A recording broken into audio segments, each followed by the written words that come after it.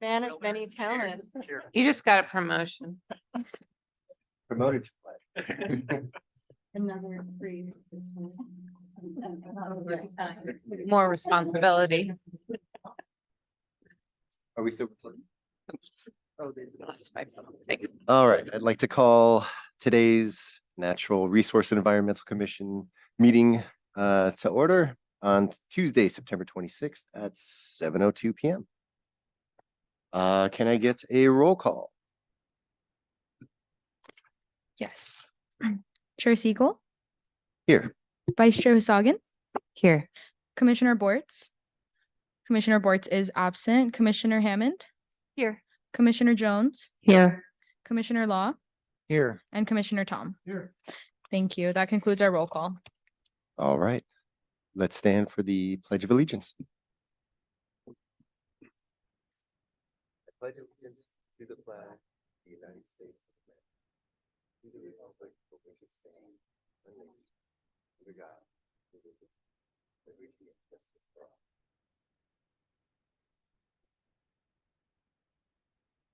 all. All right, so I believe we move on to public comments. Are there any comments?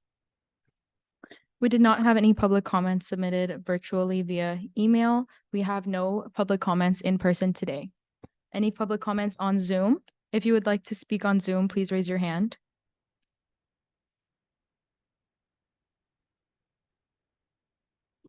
Any Zoom participants, if you'd like to speak, please raise your hand. And that concludes our public comment section. There are no general public comments. Excellent. All right, let's move on to our presentation.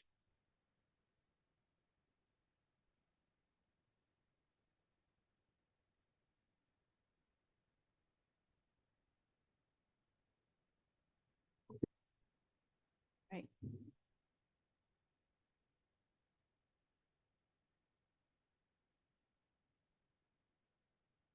That is not the correct presentation.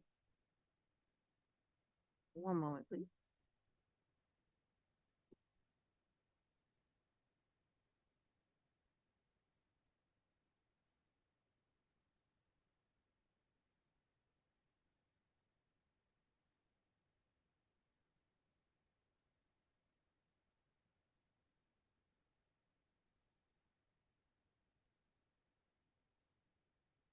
Okay.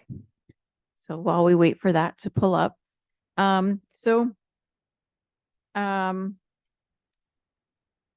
the NREC's work plan for this fiscal year, one of the items that we wanted to begin to take a look at was building electrification.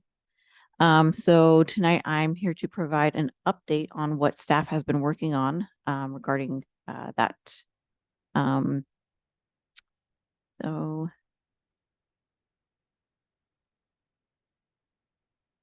all right. Okay. Okay. So this evening I'm here to provide an update on our progress on building electrification reach codes. So per the city's climate action plan, one of our sections here is building electrification. Oh, there we go. Under play E2, we have a move to electrify 100% of newly constructed buildings.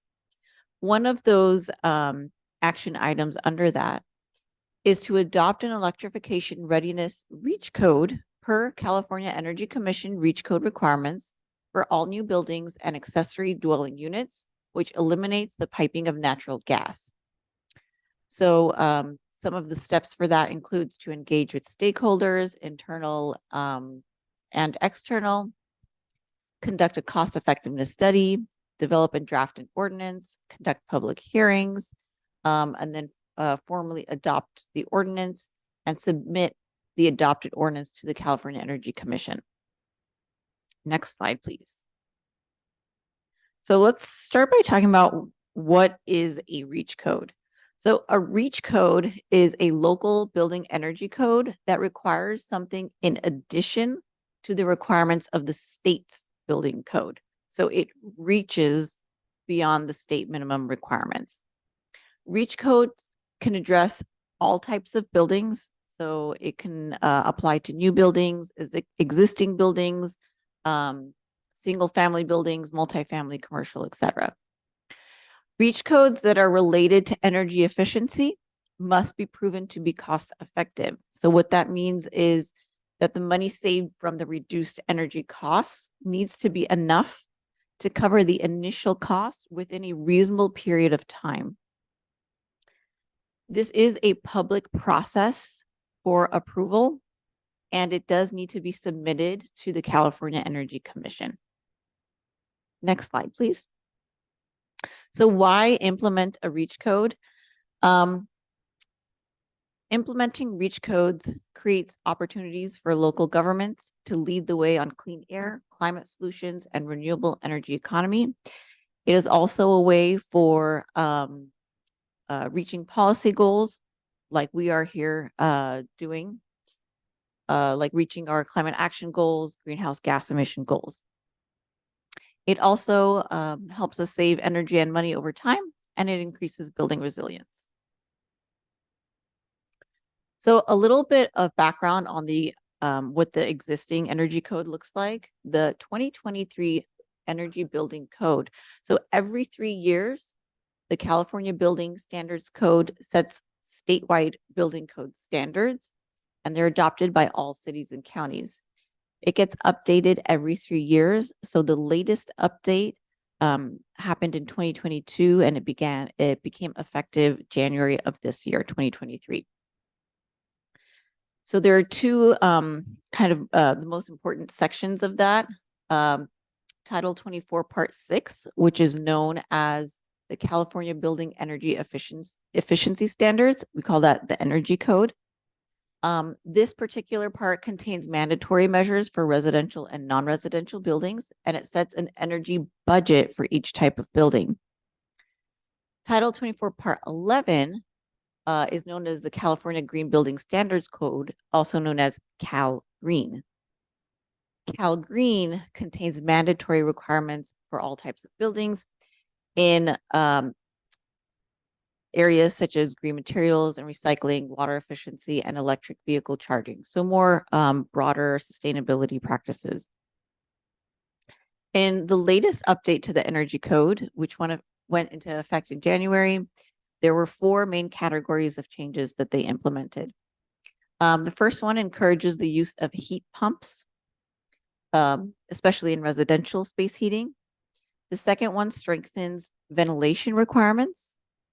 The third establishes electric ready requirements for new homes. And lastly, it expands the solar, photovoltaic, and battery storage requirements. Next slide, please. So here is an example of what a REACH code might look like. So in the city of Piedmont, when the 2022 update occurred, the city also adopted a REACH code effective January 2023 with that new building code. And their REACH code requires that newly constructed single-family buildings and new detached ADUs must use all electric appliances, so no gas lines can be hooked up to these buildings. They also include existing building projects that any existing building projects that include an entirely new level, or if they expand on the total roof area by 30%, would then be required to install solar panels on the roof. Any application coming in for a kitchen or laundry area renovation would have to include electrical outlets for future appliance installations. They also have requirements for renovation projects. So if you reach a certain threshold, there are additional requirements within their REACH code. And lastly, an application for any electrical panel upgrade would have to include capacity in the panel to accommodate future electrification of all appliances in the residence. So this is one example of what a REACH code might look like.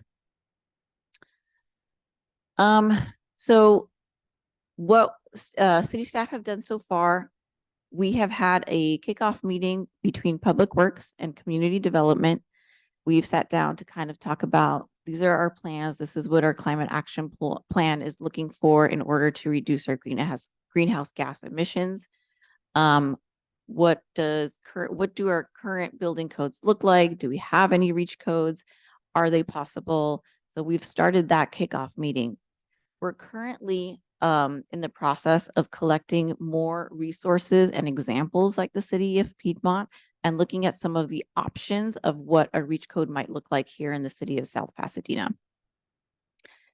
In addition, we are seeking expert and legal support. So there are many organizations out there that offer assistance to jurisdictions who are looking to implement reach codes. So they help with writing policies, providing resources, helping with stakeholder meetings and so forth. We do also need to make sure that we are seeking legal support in this as well. There are some challenges that come with reach codes. One is ensuring that we have electrical grid reliability. That would the reliability would be there to meet that reach code that we want to implement. There is some litigation risk. So, for example, in the city of Berkeley, they also implemented reach codes, and they are currently, or they were the Restaurant Association had some litigation there, and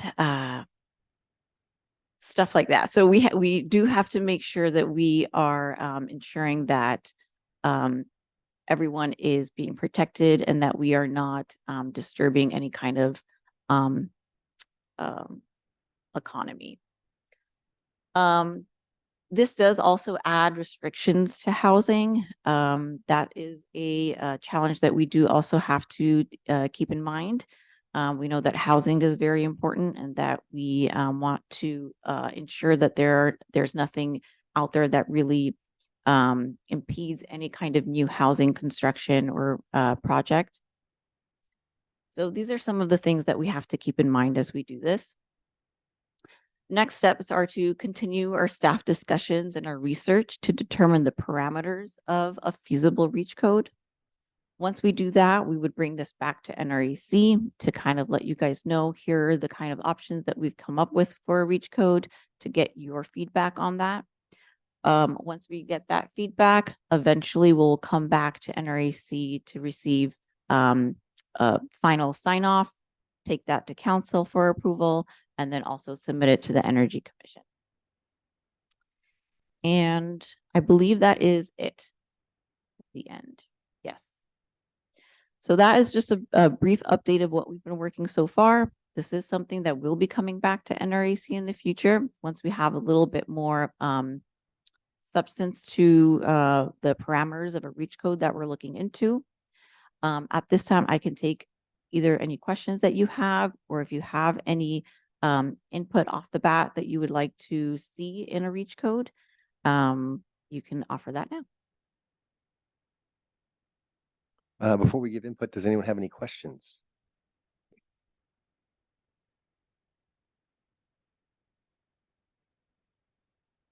Okay, I'll start with the questions, some baseline questions, and then Yes. we'll throw out for some input. So my understanding is the 2022 and 2019 CEC standards were pretty progressive. They're pretty good. Mhm. And I believe it's mostly only on new construction, correct? So for example, photovoltaic in 2019 was required on any low rise. Mhm. So that would cover any new construction under 4 stories, which I think we have a height limit here. So that should cover all new construction here. As well as everything in single family homes must be electrical ready in the kitchen already from California. Mhm. So the question there is, that's only electrical ready, but it's not outlawing gas lines, correct? Sorry, one more time. So it's electrical ready.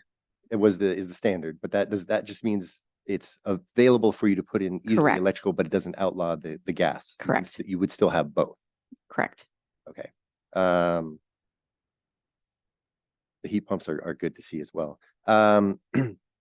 So we have a lot ready. So I guess then the question is for these reach codes is, how do we do this to, because these are pretty good, but what are those nooks and crannies on new construction that we could find that wouldn't be too prohibitive, Mhm. that would give us good bang for the buck? And then it seems like one of the things that's left out that on your example for Piedmont that was nice is renovations.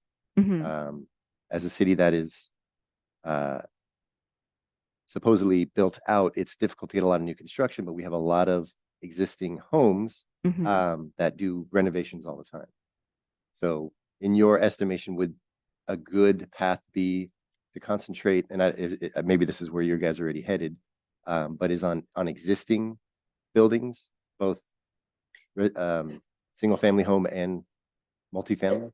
Yeah, so the way that we have it in our climate action plan for that specific move is that for new construction, we would have a reach code. I believe we also have in our climate action plan plans for electrifying existing buildings. So that is something that we can do. And that would still help us achieve some of our goals in the climate action plan. It's certainly something that, if we're asking for new construction to do it, and if anyone comes in doing a renovation, that definitely would be taken into consideration. I believe in the city of Piedmont example that we had, it was whenever they had certain thresholds. So that is certainly something that we would be taking a look at. Great. And then a question on the existing standards. It wasn't clear from the CEC. I think ADUs currently are exempt in their standards, or I'm not 100% sure. I would have to check in with that, but I can definitely get back to you. okay. I open it up for input. Okay. I wondered if there was any thought put into the connection to the city's ongoing work with microgrid and electrification of the city operations.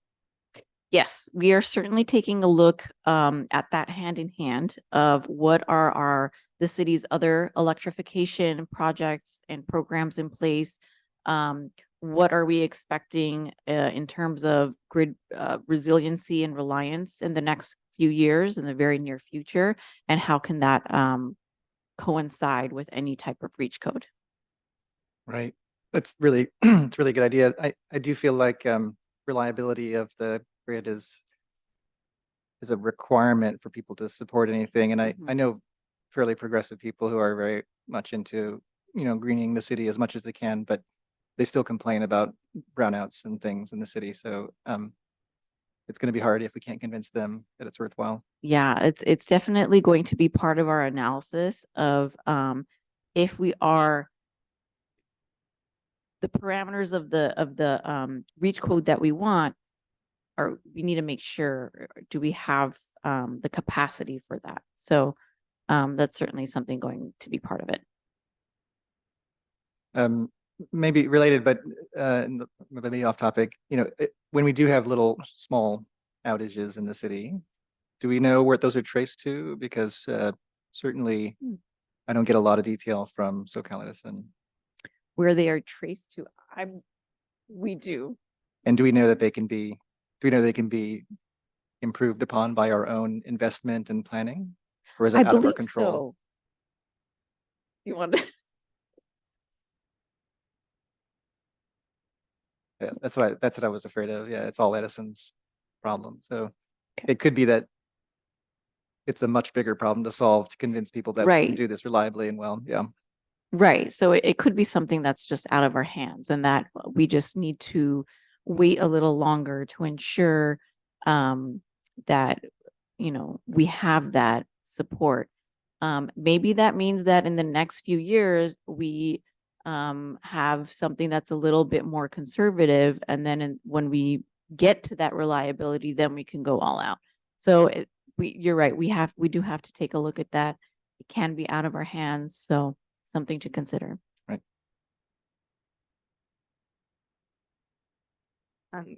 When you were talking about some of it being cost prohibitive or having to think about that in the mind for some of these reach codes, do you have any specific examples that would be kind of the trade-off of that?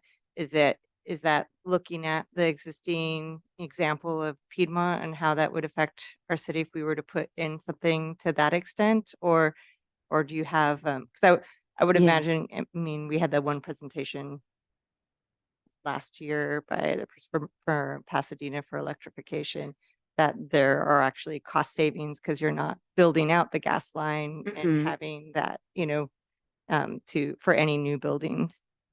Is it the solar requirement or the other extra requirements that add to the cost, or? I'm not sure. I'm also learning about the energy code and reach codes and the requirements of them. I know that it being cost effective is one of the requirements for it to be approved by the Energy Commission. So I haven't dug deeper on exactly what those specific requirements are. But I can certainly come back with more detail on that. I mean, I completely understand the reliability of our grid and that being an issue. But that being said, I feel like we are in such an opportunity right now with the fact of, our housing requirement beefing up and the amount of ADUs that are coming in to be Mhm. built, that this is a great time to have a Yes. shift in place so that people don't build out two lines and then end up having to have double the cost of building out a new space and just relying on the one. And it would be interesting to see if there's any way if we are going to implement some sort of solar panel requirement, that could in effect tap back into our microgrid. Yes. Yeah, because I know, I mean, we've looked into appliances for our own for the, the main things that you're thinking about for ADU would be the kitchen, the gas range, and um the dryer for washer dryer. Mhm. But that the efficiency level is pretty high cost wise. It would seem that it would be an easy swap and not take that much pressure on our grid Mhm. comparatively. And then, with some of our rebates that we have in place for maybe we can do something in the future to kind of incentivize it a little bit more to ease the blow. 'Cause, I love giving out those appliances. But Yeah. it's exciting. I would love to see our city kind of, we've led the way in a lot of other respects, so it would be great to do so. It's the here. natural next step for South Pass. Yes, So the timing is time right. yeah, this is the time to do it. So, thank you. Another question. So with the housing element and the state requirements that are coming into play in the next decade, we know the numbers, I guess, of new construction and remodels that are incentive, the That city are wants to build, required. right? So the balance of that is like kind of 50-50 in terms of like units and that are say ADUs versus new construction. Something in that ballpark, as I recall. I'm not sure. Like is that about right? I think it's 50. So you're saying we're looking at 50% ADUs coming in and 50% of new construction coming in? That's what I'm thinking. And that in terms of like what, Yeah, what requirements are most impactful, is probably going to be a mix because ADUs would Right. fall into one big group and new construction would be, Yes. but I think they're kind of roughly in parity, if I remember correctly. So Mhm. that's just good input in terms of how to be most impactful with your research, right? Yes. Maybe that's not helpful because it's telling you have to do everything, but I don't think it's like there's a home run where you just solve the new construction problem and you're going to do the most. Right. Yeah. Mhm. All right. Okay. I have a quick question. I wonder if any other cities that, I know we're just looking at Piedmont in this presentation, but if other cities have adopted reach codes that sort of try to mitigate that trade-off between restrictions, making it more expensive to build housing and, wanting to meet these environmental goals. Mhm. Like, how there's sort of a state law density bonus. Mhm. I don't know if you could do something like that, but if it could be sort of tiered for like, if you're going to build Yes. 60 units and they're, smaller and more affordable, you can have some exemptions density to credit, what, yeah. what's in our code or something like that. I don't know. if that's Yeah, something you guys think about. that's a great point. That is one of the things that we had touched on with our community development team was what kind of incentives would we be able to offer in order to get more energy efficiency upgrades during that construction period. So, let's say if you go 20% more efficient than the base standard, you get, like you said, a density bonus or something like that. So that is also something that we are exploring.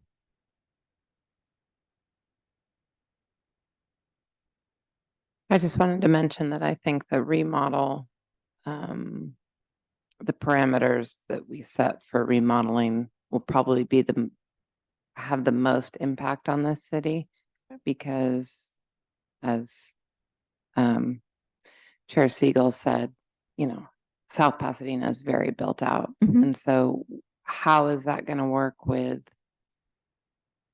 the hurdle that of upgrading the panel?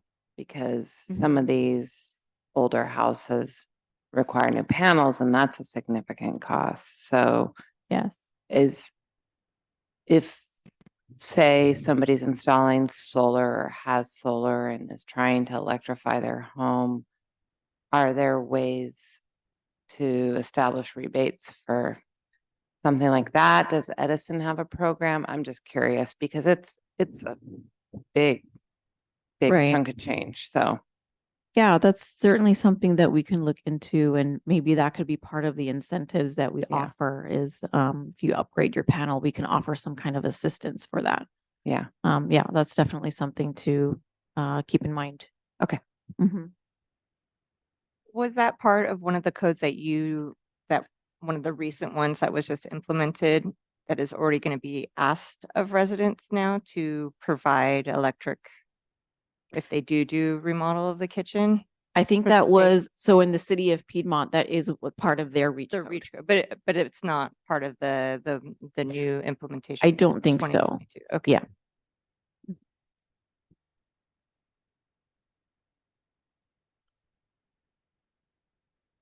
All right. Okay. Yeah, I think we're looking forward. You guys obviously are still doing a lot of research. Mhm.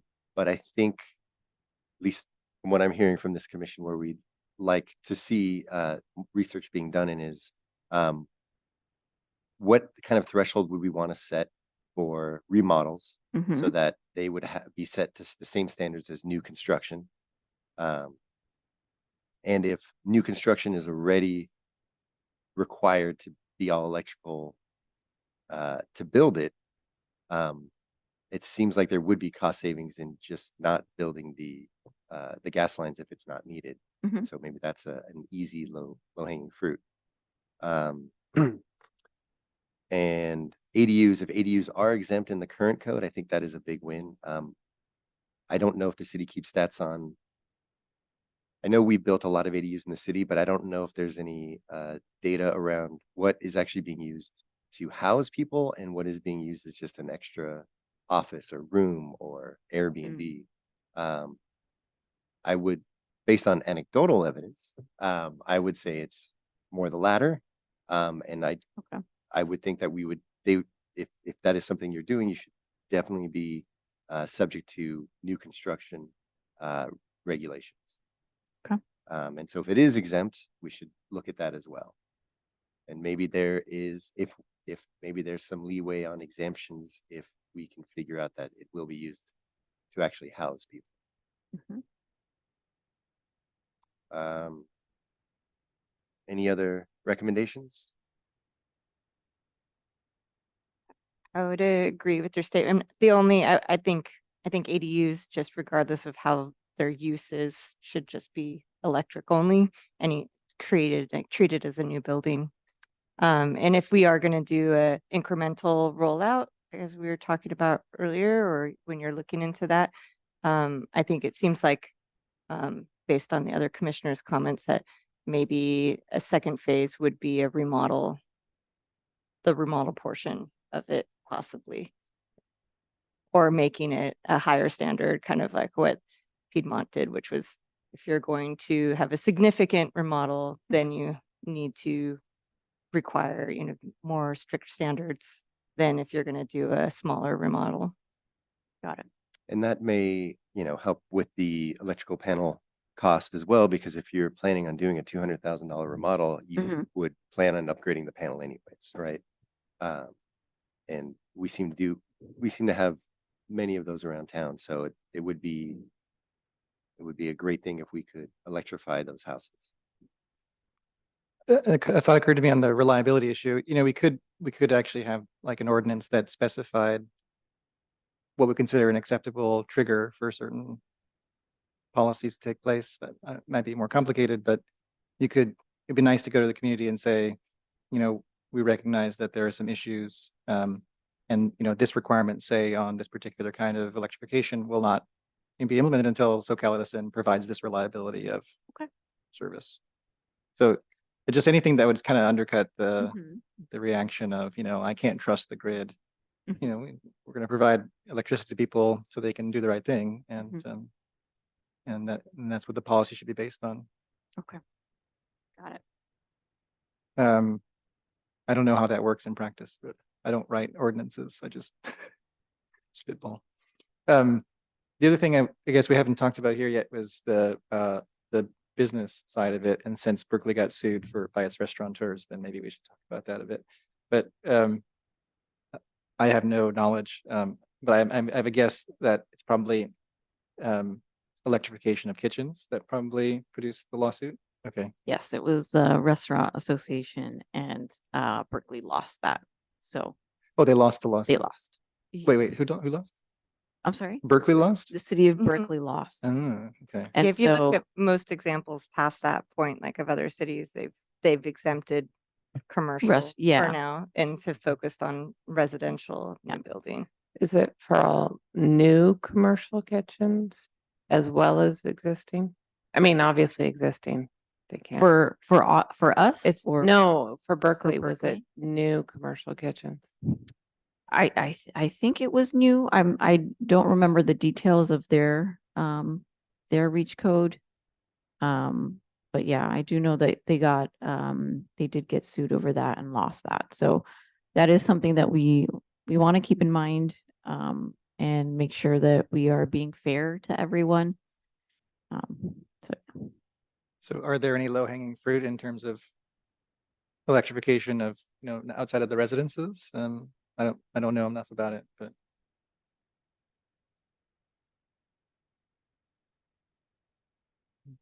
I don't know of any examples offhand, but maybe that could be something Yeah. that you guys look into. Yeah,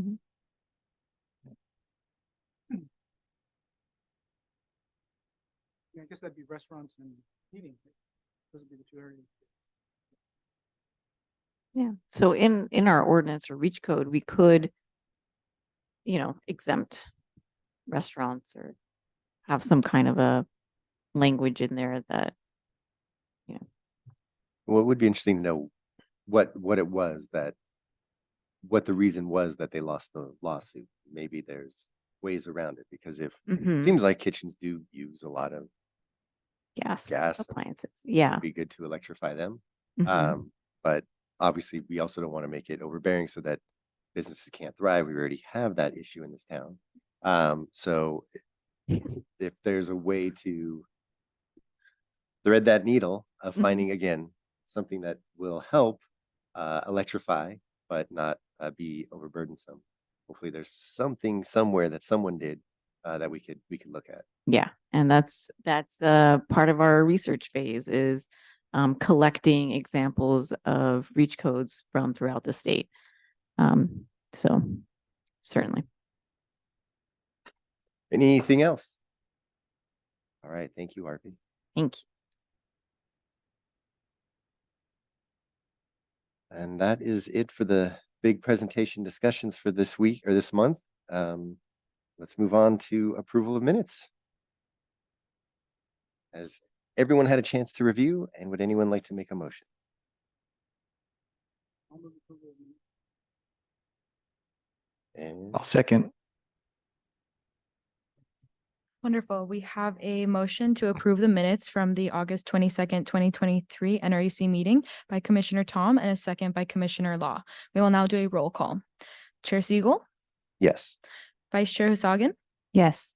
Commissioner Bortz is absent. Commissioner Hammond, Approve. approve. Commissioner Jones Abstain, I was absent. and Commissioner Law Yes. and Commissioner Tom. Thank you. The minutes pass and they are approved with a vote of 5 for approving the minutes, 1 abstaining, and 1 who did not vote due to an absence. Thank you. all right, moving on to communications. Is our city council liaison online?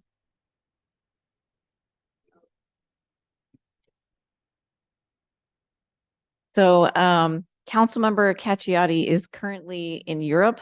And I believe he is over there doing what he does here, which is championing clean air and electrification, something like that.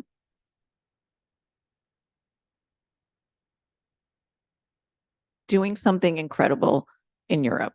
So, I mean, it's only 3 a.m. right now for him. He could have been on.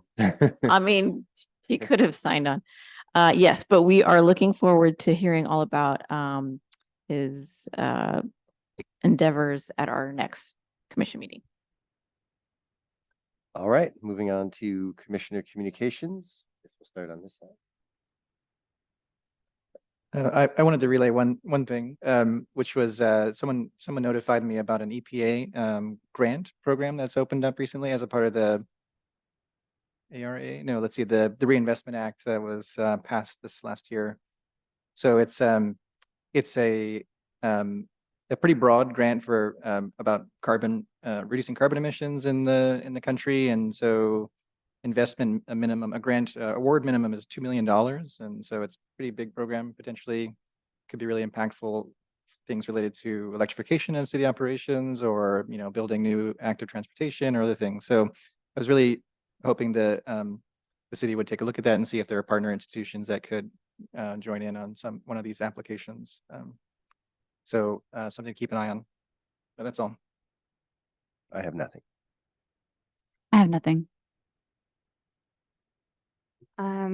I just have something. There was an event, a community input for the Huntington Fremont project that was tonight, or it's happening right now, actually.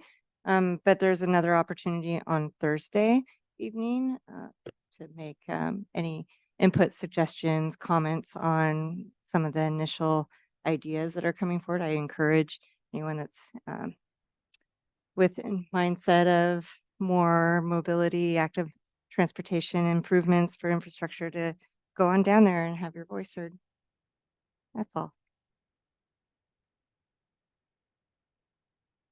I just had a couple things to mention. Our plastic reductions ad hoc met, and we discussed some low-hanging fruit, and wanted to relay that to you. I don't know if tonight's a good night to discuss that or bring it up, or if you would like to make it part of a formal meeting. I can just run down the list. I would like to agendize it for the next meeting.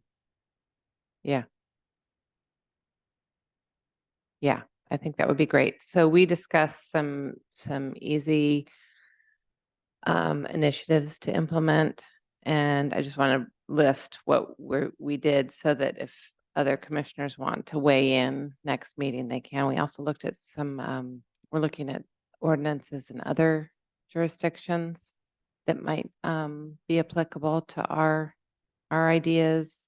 So next meeting, myself, Rona, and Michelle would love to have a discussion about that and get your ideas and thoughts. And we'll be bringing some of our information to the table, and hopefully you guys can bring some of yours. Thanks. On that topic, it would be great to see if we could agendize a presentation from one of those cities. Glendale, Burbank is just about to pass theirs. So they have offered to come and present their ordinance.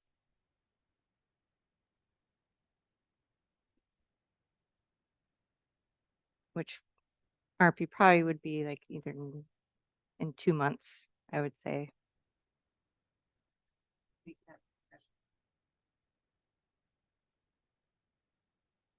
And I don't know if you have contact with the city of LA, but they just implemented an ordinance for all city events being plastic free.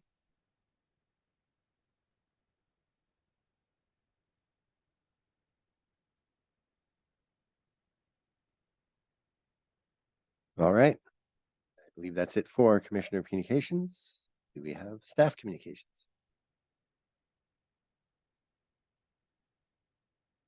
Okay, so I have a few announcements, mostly some really exciting events coming up. Next Tuesday, we have an All Things Trees event at the Library Community Room. This is a hosted by the South Pasadena Beautiful Group, and I will be there as well. And we will be talking about trees. So I hope that everyone can join us. In addition, we have Upper District has some really great landscaping workshops. They have a new series that has come out. There are several workshops throughout the fall. We have a bunch coming up in October, so be sure to check that out. You may have received an email regarding the city's strategic planning community survey. So the city is updating their strategic plan, and they're asking everyone for their input. So there is a survey out there. If you have not received the email, please check it out on our city website. There are also a few public input sessions for the strategic plan coming up on October 12th. We have one session in person at 5:30 here in the council chambers. We also have a virtual session at 7:30 on October 12th. And lastly, we have an in-person session on October 13th at 8:30 a.m. at the War Memorial Building. So I hope that you can all participate and give your feedback and input on the city's strategic plan. I did want to update the commission that at a previous city council meeting, we did take the water conservation project and it was approved. We also did approve continuing our stage 2 water restrictions. So I know that there are a lot of surrounding cities that have moved back to 3 days of watering per week. In the city of South Pasadena, we are going to continue watering 2 days a week. And just a reminder for anyone who's listening, that means that if you have an address ending in an odd number, your watering days are Tuesdays and Fridays. And if your address ends in an even number, your watering days are Mondays and Thursdays. So please continue to do your part to conserve water. If you have any questions or if you're looking for any type of resource, we have so much on water conservation that we can offer you.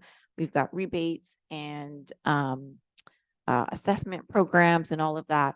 Everything that you can find on our website, southpasadenacity.gov/rebates or /water conservation. I think that was one last thing I did want to mention is I know it's only September, but we've only got 2 more commission meetings left for the year.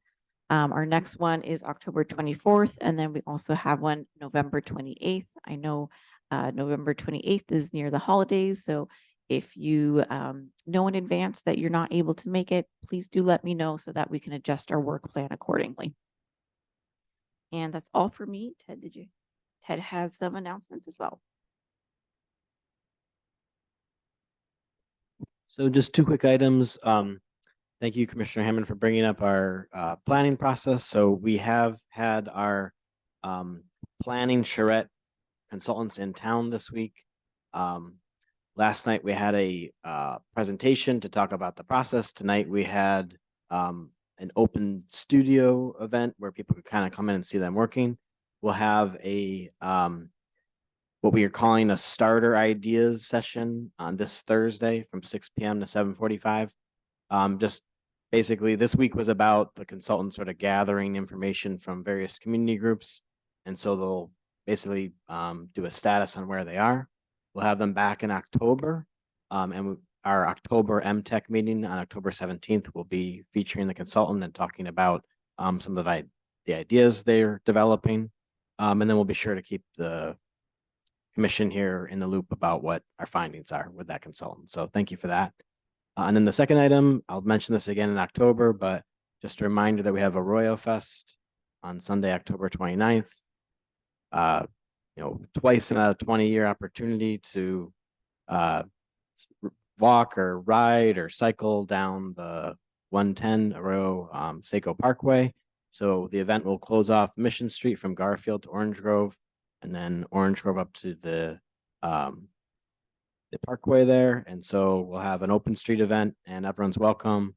Event starts at 7 a.m. and then goes to 2 p.m. on Mission. We'll probably close off the Arroyo Seco around 11 a.m. and narrow the closure back to the Mission Meridian area down to Fair Oaks Garfield. But everyone's welcome to attend. So hope to see you there. Thank you so much. Thank you. For the upcoming events, most were mentioned. We do have an Athens fall bulky item pickup on the 21st of October, and our webinars continue. I believe that's it for this meeting. A quick one. So at 7:48, I adjourn.